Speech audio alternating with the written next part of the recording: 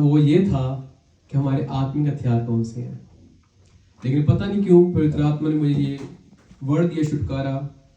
और जब मैं इसकी स्टडी कर रहा था नहाने के बाद, तो जब हम इसको, जो ग्रीक भाषा जिसमें एक्चुअल में बाइबल लिखी गई थी, जब मैंने उसमें से इसको निकाला तो उसमें से इसका जो रिजल्ट निकल के आया वो है था सोटेरिया। और इसका मतलब है God rescue which delivers believers out of his destruction and into his safety. कि परमेश्वर आपको खुद रेस्क्यू करता है जब वो आपका छुटकारा चाहता है। आप खुद अपने एफर्ट्स लगा सकते हो, अगर परमेश्वर ना चाहे आप किसी चीज से छुटकारा नहीं ले सकते। जब परमेश्वर इस ब्रह्मांड में जब बनाया और इस धरती को बनाया, जब सारे लोग रहने लगे, तो परमेश्वर ने देखा कि पाप बहुत ज्यादा बढ़ चुका है। तो फिर परमेश्वर ने एक योजना बनाई कि उस पृथ्वी को क्या करेगा, इसको नाश कर देगा।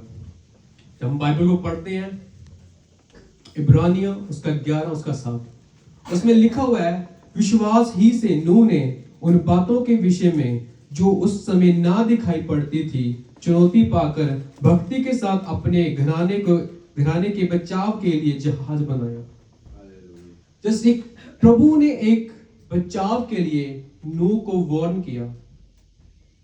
प्रभु ने खुद रेस्क्यू किया सिर्फ नूह को बचाने के लिए, उसके घराने को बचाने के लिए, और उसके द्वारा इस संसार में जितने भी पेड़ पौधे या कुछ भी पंछी रहते थे उन सब को बचाने के लिए वहां पर गॉड खुद एंटर होता है, जहां पर परमेश्वर आपका छुटकारा चाहता है। यहां पर नूह ने नहीं सोचा था कि आने वाले समय में क्या होने वाला है, लेकिन परमेश्वर ने नूह के द्वारा यह बताया जरूर था कि आने वाले समय में ऐसा होगा कि 40 दिन रात बारिश पड़ेगी, पर लोग अपनी चीजों में व्यस्त थे, वो अपने आनंद में व्यस्त थे। पर जब खुदा ने वो करना था तो खुदा ने खुद नूह को रेस्क्यू करके उस चीज से निकाल लिया कि कहीं नूह उस चीज में ना फंस जाए। अगर आज आप फंसे हैं तो खुदा से मांगे कि खुदा आप मुझे रेस्क्यू करें, आप मुझे मेरी उस सिचुएशन से निकाले जिसमें मैं खुद फंस चुका हूं। लेकिन आज हम सिर्फ प्रार्थना कर रहे हैं। प्रार्थना आपको सुरक्षित रखती है, लेकिन आपको वो छुटकारा जो चाहिए वो प्रभु की ओर से चाहिए। हम सेम चीज को यीशु मसीह के बारे में पढ़ते हैं, जब 2 मत्ती उसका 13 उसमें लिखा है, प्रभु के एक दूत ने स्वप्न में यूसुफ को दिखाई देकर कहा, उठ और इस बालक को और उसकी माता को लेकर मिस्र देश को भाग जा, और जब तक मैं तुझे ना कहूं तब तक वहीं रहना, क्योंकि हेरोदेस इस बालक को ढूंढने पर है कि उसे मरवा डाले। कि यहां पर खुद यीशु मसीह को बचाने के लिए यहोवा परमेश्वर ने एंट्री ली। यीशु मसीह को पता होगा कि हाँ भी मुझे मरवाने के लिए भेजा गया है, हेरोदेस ने इन लोगों को भेज दिया है, लेकिन वहां पर परमेश्वर ने खुद एंट्री ली कि वह उसके पिता यूसुफ को वार्न कर सके, उसको बता सके कि यहां पर जो इस देश का राजा हेरोदेस है वो तेरे बालक को मरवाने पर है। वहां पर खुद परमेश्वर ने यीशु मसीह का छुटकारा किया कि वह उस चीज से बच सके, कि ताकि आने वाले समय में हमारा मसीहा हमें बचा सके। हालेलुया। क्योंकि हमारे उद्धार में, हमारे छुटकारे में सबसे बड़ा रोल जो है वो मसीह का है, उसके लहू का है, उसके मारे जाने गाड़े जाने और जी उठने का है। हमारा छुटकारा ऐसे ही नहीं हो गया। हमारा छुटकारा, हमारे लिए एक मसीहा आया, हमारा परमेश्वर आया जिसने अपना बलिदान दिया कि हमारा रेस्क्यू करके हमें उन चीजों से निकाल सके जिन चीजों में हम आज फंसे हुए हैं।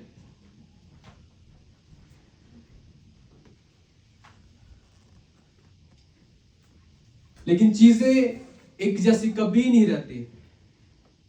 आप छुटकारा पाते हो एक समय तक, जब तक आप मसीह में बने रहते हो। जिस दिन आपने मसीह में से पीछे हटके, आपका छुटकारा खत्म। आपका छुटकारा उसी दिन खत्म। आपको फिर रेस्क्यू करना पड़ेगा। फिर आप परमेश्वर के सामने जाओगे, फिर आप गिड़गिड़ाओगे। एक टाइम आएगा कि खुदा फिर आपके लिए एक रेस्क्यू टीम तैयार करेगा और आपको उसमें से निकालेगा। हम डैनियल के बारे में पढ़ते हैं, जब इसमें लिखा हुआ है डैनियल, उसका 6 अध्याय उसकी 13 वर्ष में लिखा है,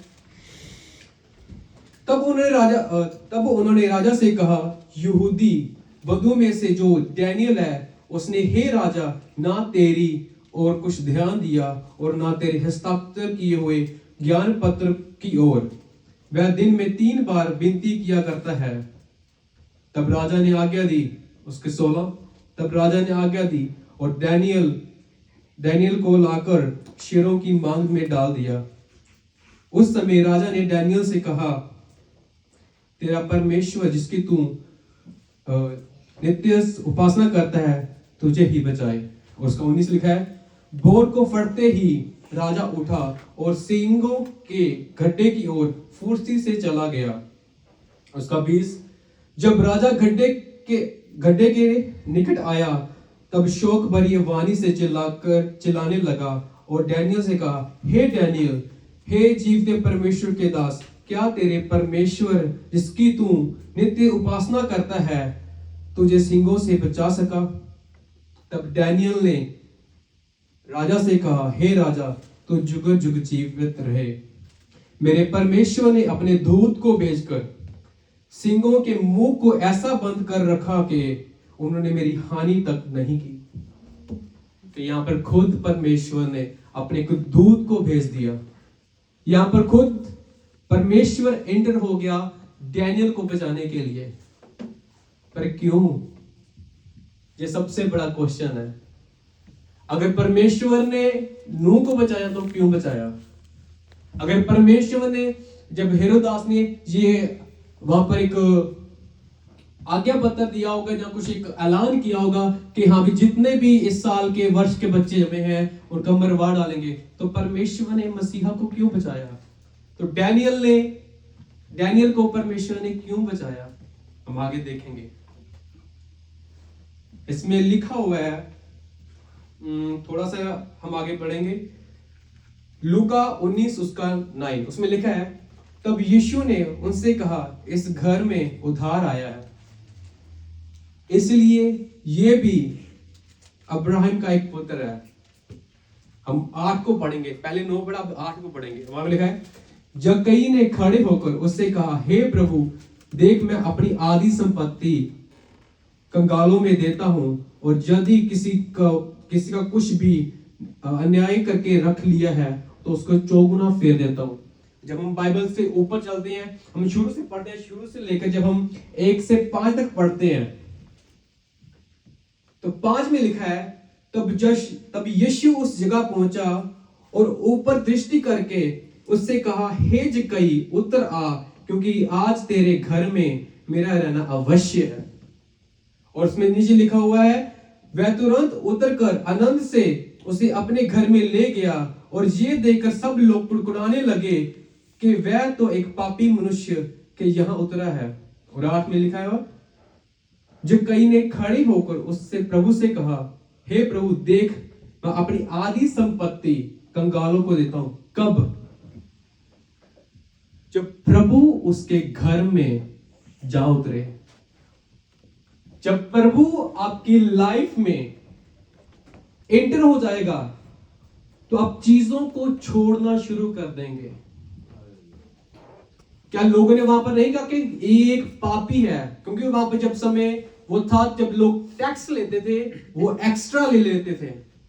उसने पहले कभी नहीं बोला कि मैंने जितना भी लिया मैं सारा लुटा दूंगा, या जिससे अन्य ज्यादा ले लिया उसको 4 गुना दे दूंगा।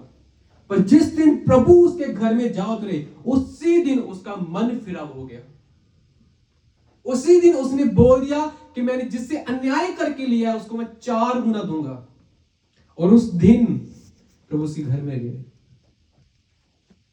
जब आप ये सोच लेते हो कि मैंने आज प्रभु को अपनी जिंदगी में लाना है, जब आप सोच लेते हो, जब नूह को प्रभु ने एक डायरेक्शन दी, एक आर्क बनाने के लिए बोला, सबसे पहले नूह उसकी उपस्थिति में चलता आया।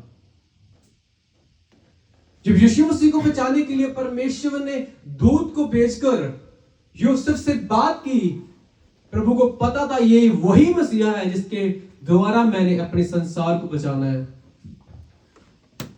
जब डैनियल को परमेश्वर ने खुद रेस्क्यू किया तो उसको पता था कि इसने उस राजा की आज्ञा को नहीं माना है, क्योंकि ये मेरे सामने मेरे प्रति वफादार ठहरा है, क्योंकि उसकी लाइफ में परमेश्वर पहले से थे।